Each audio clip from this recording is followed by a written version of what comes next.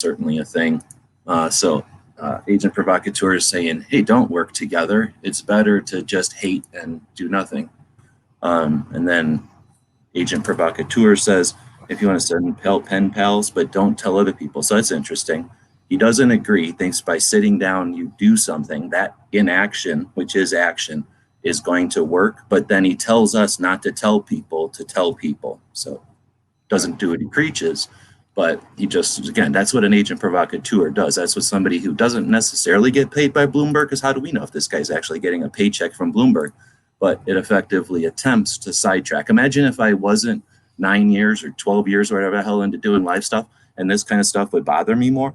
Like I was somehow like, oh, I'm not going to do a live chat for the next 9 years because Alan thinks that we should sit down and not do anything. And I should listen to Alan's comment, not to let people know about shit like this. Like I shouldn't spend 4 days trying to accumulate data that none of us just have the top of our head so that we can be experts because Alan thinks that we can sit down and do nothing and that the ATF is going to go, oh, all that inaction by the whole gun owners based on this tyranny. Oh, that taught us a lesson.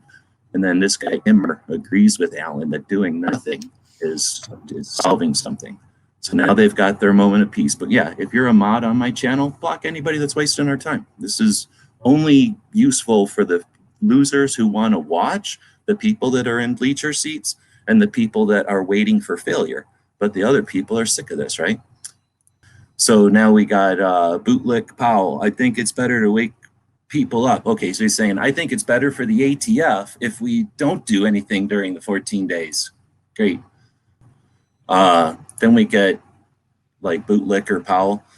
Oh, boo, boo, boo, boo, boo. And then you got. I like the compliment. At least he recognizes what kind of a channel I am. That's all. That's nice. I like that. And then he goes, can't stand free speech. No, I've been live chatting since 2009, punk. I'm not afraid of a stupid comment. It's my chat, not your little comment period. He was talking about me, I'm pretty sure.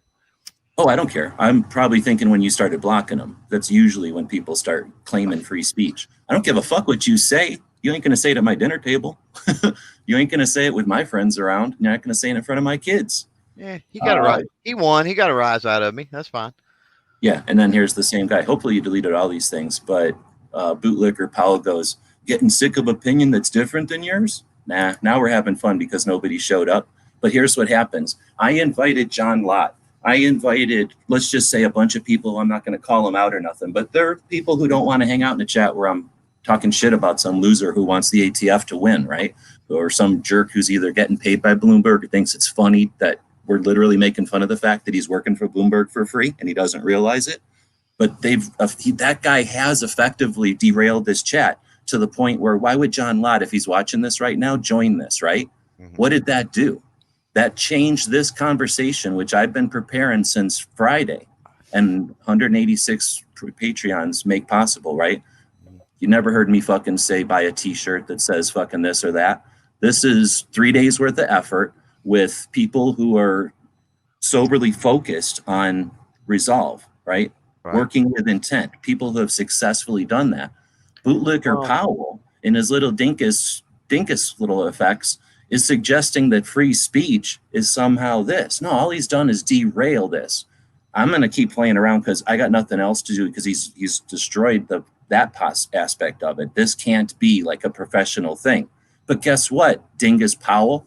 I never do professional shit. I don't give a fuck. Try that shit on me. Like, guess what? I don't give a fuck. And the people that do watch this learn how to either deal or not deal with Dingus Powell and Bootlicker, Bloomberg lover, right? Like, come on, guy. Like, you wish you were somehow like able to affect shit on the big level. You're able to derail this. Now, that's a dingus who derailed this. What if you're the voice of whatever in a conversation where it's a bunch of bootlegger dinguses talking about how we shouldn't do shit, right? Having 4 or 5 Bloomberg plants, egging them on. Yeah, you know what you should do? You know what you should do? You know what it's time for? You know what I'm sick of? right? And they're like, I just need to be told what I like. I just need to only eat the sugary treats. Like, I have never decided to do something and work for it, even through failures and successes, right? Like, they're out there getting manipulated. And you know what I'm saying? Like, that's the imagine if you're the voice in that group of dinguses that says, you know, there's people over there that work. And in March of 2015, only 80,000 people responded to the ATF's comment period. And the ATF stopped the comment period 5 days early at 55 days in and said, we've got enough comments now. We understand that this is not a path to take. And they stopped, and they no longer attempted to ban the importation of M855. So the same way that Dingus Bootlicker is trying to disrupt this chat and potentially has, you could use that as an example of how easy it is for an individual to affect something that took 4 days to create. Do you think 80,000 individuals can mess with something that it took, I don't know, how many ATF agents you think it took to build that comment period and paper? I'm thinking a dozen or something. Maybe. And they probably spent 6 months or a year doing that. How many of us does it take to derail that? So thanks to Dingus, you gave us an opportunity to illustrate how an individual intent on fucking shit up can do shit. Now, I'm intent on fucking up whatever the ATF's angle is. I don't think the ATF is out to get us. I think the ATF is a bureaucracy, a mechanism that right now is run rogue. And I would link you to Dingus Bootlicker's PDF, but I haven't gotten a link to Dingus Bootlicker's PDF. But Regina Lombardo and Marvin Richardson are the actors. I have no idea what Artec Daughters was talking about. I thought about that too. I'm like, what in the world are you talking about? So again, got to remember, don't do anything. Helps Bloomberg and the ATF to comply. That's their biggest thing, is calling it. All this hinges on the fact that it's a pistol can only be held by one hand. So we could challenge that, and that's NFA. Like, that's the biggest problem, is that we've got Bloomberg plants in here trying to derail us, when the real deal is they were talking about their wrenches. So in live conversations, you'll notice some people have a little blue wrench and their name is highlighted, at least on my screen. I guess my screen's different because I own this chat. If you are on your side, it might look a little different, but you probably see the wrenches. So that indicates that that person is a moderator on this channel. They have the ability to like delete a comment, or I don't know, is there other stuff you can do? I think you can time people out. There's a couple of tools that they have to their ability, because we as content creators, the people hosting the chat, are much too important and can't be bothered with things like that. So we'll take these people and deem them like a knight, or like some sort of jackboot, like a some sort of federal agent, basically, since we're all sucking up to the jackboot. So we give them the authority and power to wield it indiscriminately at their whim in the chats. So thanks to our wrenches out there. Oh, that was him being demanding a wrench. Look at that. Demands a wrench. Because we suck up to the demands, I gave him a wrench immediately. And then because I'm woke, I had to go into a girl right away. And we got this guy coming in, and you guys, I won't even try since I'm all being stupid now. But we had somebody, either a Bloomberg plant or just somebody, probably, I mean, you can tell by the picture and by the stupid name and whatnot, that it's more than likely an intentional derailer, right? Somebody whose only obsession is changing the topic or whatever, but they came in under the plight of somebody who's anti-gun or whatever. And I know that some of you guys addressed it, so I won't even, give them any screen time there. But how did you guys address it? Is it worth it, or should we just move on? Oh, in the case of, so we have two separate use cases here. So one is this Michael bean flip troll. And to Michael, I would simply say you need to try much harder to get my attention, because this is laughable. Like, I really, give me something that actually makes me mad. Give me something that makes it so that I can't reason anymore because I'm so angry with you.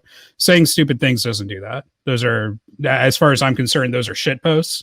To the to the Alan Powell out there. Alan Powell has gotten banned off of Discord servers, or removed off of Discord servers, for espousing some particularly violent viewpoints that we won't get into here. But rest assured that I know the type of content that he curates. I know a little bit about what he's about, and I know how he talks about people and what he wants done to them. And I hard disagree with those, and I'm not going to propagate those viewpoints. So, so